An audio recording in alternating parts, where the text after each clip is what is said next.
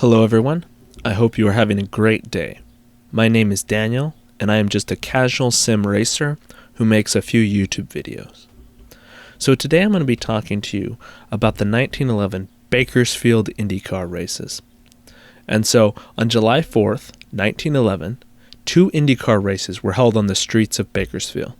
These Independence Day races brought a brief national spotlight to the city of Bakersfield, as race cars zoomed through the oil fields north of the city.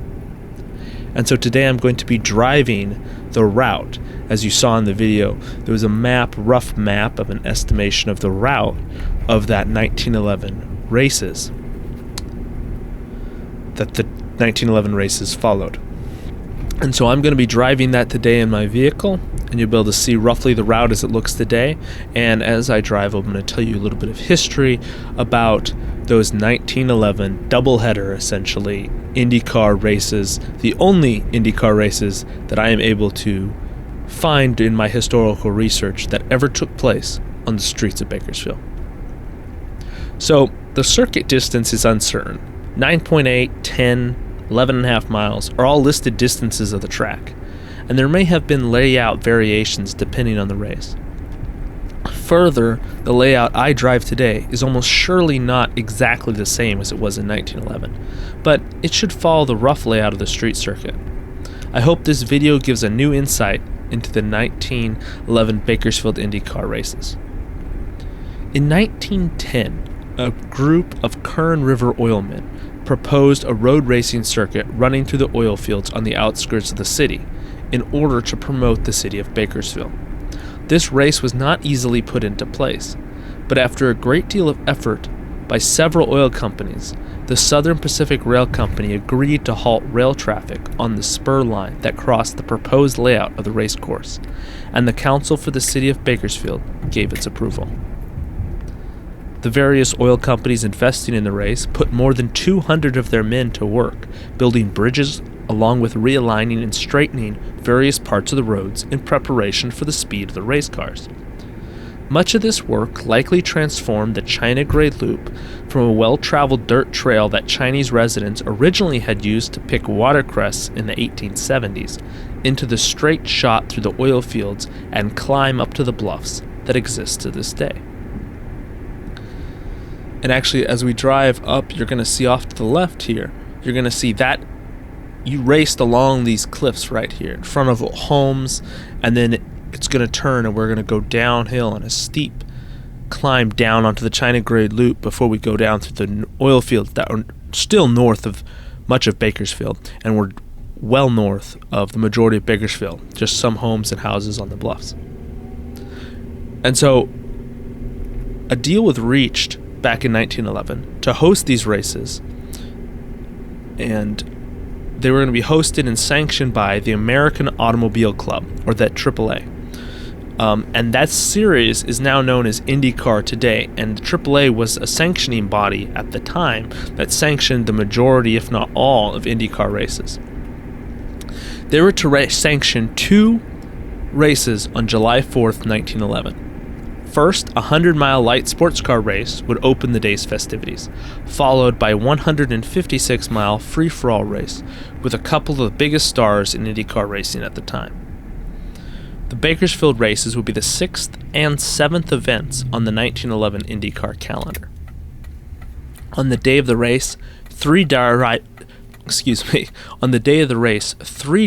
would show up for the light sports car race, and 3 different drivers would compete in the free-for-all race. The competitors in the free-for-all would include the former 1909 IndyCar champion Burt Dingley. And so now we are about to head down, and this is the descent, and it's a pretty steep grade here. And this right here is the beginning of the China Grade Loop, which is, I believe, partially what they pretty much was created by this racetrack here. And you're going to see some of the bridges that were probably potentially first put in, or at least bridges were put in this area for this race. And so now we're going to turn back to Burt Dingley. And so earlier in the season, on February 22nd, 1911, Burt Dingley, the former 1909 IndyCar champion, had competed in 2 races at Oakland. winning the free-for-all race and finishing second in the non-stock race. That was consistent with his reputation, as a former champion. He had earned national recognition as early as 1905 as a member of the Pope Toledo team by winning the American trials held at Long Island and earning the right to represent the United States in the second Vanderbilt Cup race. Over the next 8 years, he compiled an enviable record until he suffered serious injuries in 1914 race at Tacoma, Washington. So even after this event, he continued to produce good results in races as, one of the top IndyCar drivers. In 1909, he was hailed by the media as the American Automobile Association's national champion as a result of the consistent performance that included victories in the San Francisco to Portland road race and the 202-mile Santa Monica road race. In 6 other major starts that season, he also placed second twice, third once, and fourth once. Meanwhile, on July 4th, 1911, the light sports car race would not have such a steamed entrance, but the race was a much closer event. All 3 competitors finished the 100-mile race, and Louis Nickrent would win his first and his only IndyCar career victory at an average of 44.4 miles per hour by a margin of 4 minutes over runner-up G. Weathers. And so now we're going to turn onto the straight chute through the oil fields back into Oildale, which is a part of the Bakersfield area. I believe it's its own township. And so as we return, it's actually starting to rain, and so the wipers are on, so I apologize for that disturbing any of the view. But you're going to see that this is the oil fields, and you'll see that I have pictures here after I'm done driving the lap of the track. You will see some pictures from the historical time. You'll see the wooden derricks from that era in 1911, and just some really cool pictures of, the competitors in the 1911 IndyCar race. So after the the light sports car race finished, the first race, it was time for the big cars, the free-for-all. The starter dropped the flag and off the cars roared. A rookie driver from California, whose name was Harvey Herrick, was racing in his first IndyCar race and took the early lead. However, this lasted for only a few laps before Burt Dingley stormed past. On the 7th lap, B. Seifert's car retired from the race, leaving only Dingley and Herrick chasing victory. Burt Dingley was unable to pull away from Harvey Herrick, and eventually Harvey Herrick took the lead once again from the former champion. On the 12th lap, Burt Dingley had issues of his own, however, and retired from the race. This allowed Harvey Herrick to cruise to the first win of his career. This would not be the last win of his career, however, as Harvey Herrick would go on to win 2 more races that season, out of 4 that he would enter over the course of the 1911 season. And this is not unusual, as was often, somewhat common practice for drivers to enter only a handful of races, and there was no strict points season, points earned for a championship in 1911, as were very few seasons. I believe 1916 was a points earning season, I know that for sure, and then there was one more, maybe 1906, not exactly sure, I don't remember off the top of my head. But there were very few points paying seasons, and so often you were just named by, a magazine. In this case, the Motor Age magazine would name Harvey Herrick at the end of the 1911 season as the national champion. They stated in the article that it was the keenness of the competition Herrick had to meet that causes the writer to name him as champion.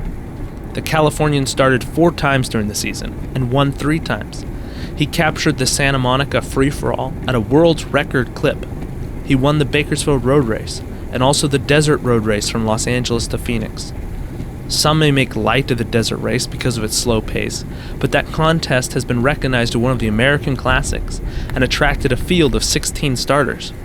Bakersfield, it must be admitted, was not a very classic victory, but Herrick had Burt Dingley to beat, and any time someone beats Burt Dingley, then there has been a race.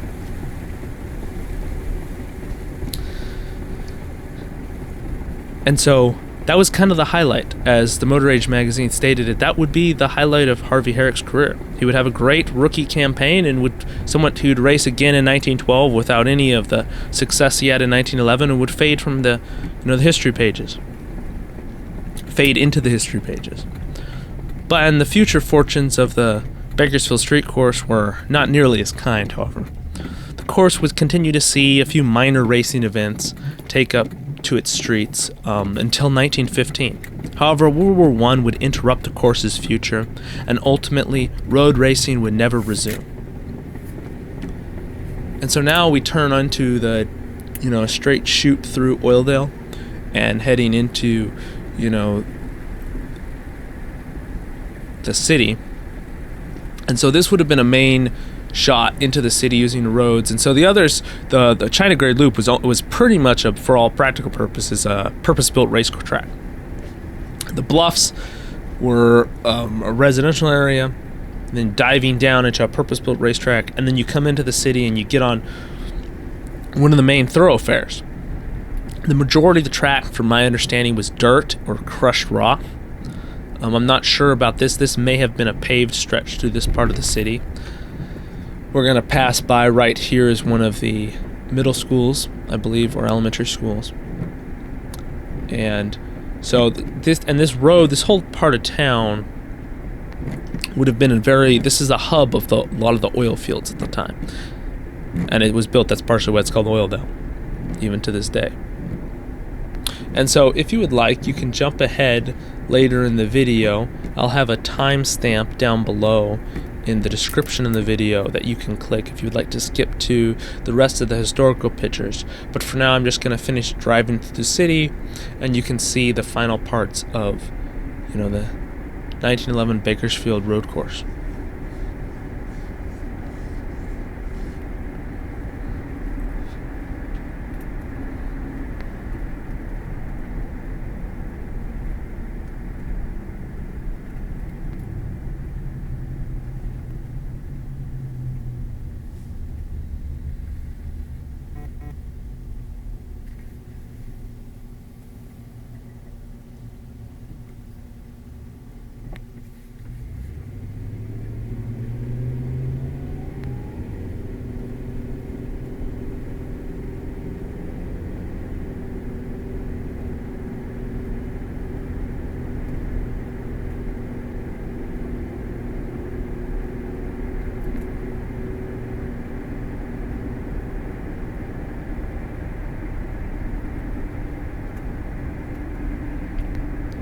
And then here we race over this is the Kern River here. So they would have raced over either the bridge that was already built, or maybe they strengthened, or even, according to what research, they may have even built this bridge, or the original bridge, over this Kern River here, so this race really created certain parts of the Bakersfield area that exists, influence to this day.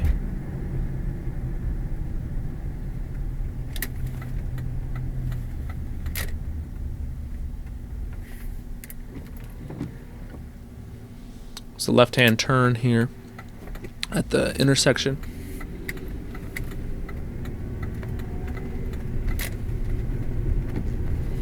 And then there's this winding short shot right back up to pretty much where we started, heading up to the bluffs.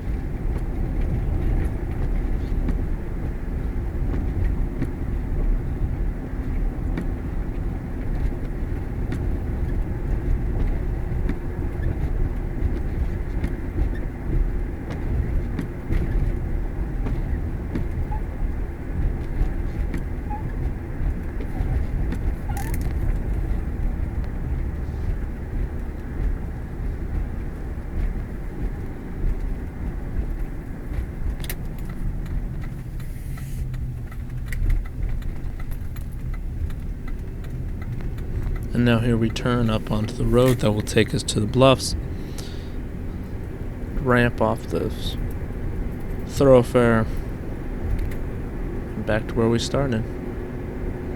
So this has been a lap around the 1911 Bakersfield Indycar street course that also held races up until 1915.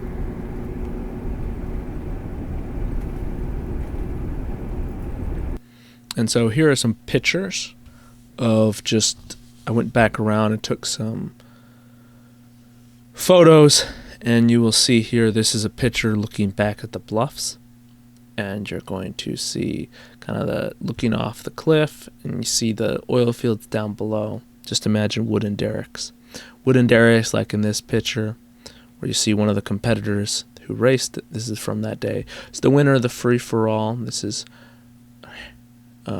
Harvey Herrick in his number 6 on his way to victory.